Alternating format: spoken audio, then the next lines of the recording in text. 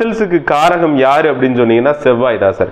அப்போ செவ்வாய் நல்லா இருக்கு அப்படின்னா நம்ம உடம்புல மசில்ஸ் நல்லா இருக்கும் சார். ஓகேங்களா? நம்ம நல்லா புரிஞ்சுக்கோங்க.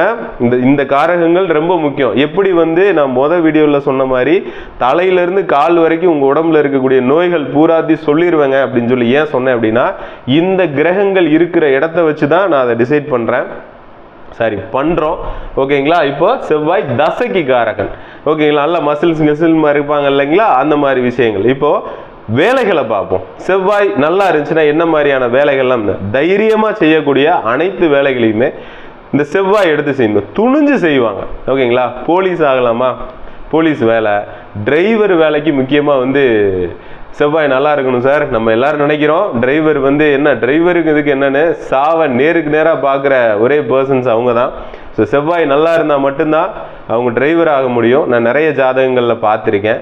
செவ்வாய் நல்லா இருந்தால் அவங்க டிரைவராக இருப்பாங்க. ஓகே அப்படின்ட்டு ரொம்ப நல்ல இடத்துல இருந்தாங்கன்னா உயர் பதவிக்கு போவாங்க. இந்த போலீஸ்லாம் கான்ஸ்டபிள்ல இருந்து அப்படி அப்படியே போகிறாங்க இல்லைங்களா? ரொம்ப பெரிய எஸ்பி உங்களுக்குலாம் செவ்வாய் இன்னும் நல்லா இருக்கும். ரொம்ப உச்சபட்சத்தில் இருக்கும். அப்படின்னா என்ன? அடுத்தவனை கண்ட்ரோல் பண்ணணும். அப்போ அதுக்கு என்ன வேணும்? தைரியம் வேணும். அப்போ கொம்பனுக்கு கொம்பன் சொல்லுவாங்க இல்லைங்களா? இல்லாட்டி போலீஸ்லாம் ஏப்ப சாப்பையா இருந்தால் அவங்கெல்லாம் ஏறி மிஞ்சிட்டு போயிடுவாங்க அப்படி சொல்லுவாங்க இல்லையா? அந்த மாதிரி செவ்வாய் அப்படிங்கிற பிளானட் போலீஸ் வேலைக்கு நல்லது, இராணுவத்துக்கு நல்லது. இராணுவம் கூட ராகு கனெக்ட் ஆகணும்.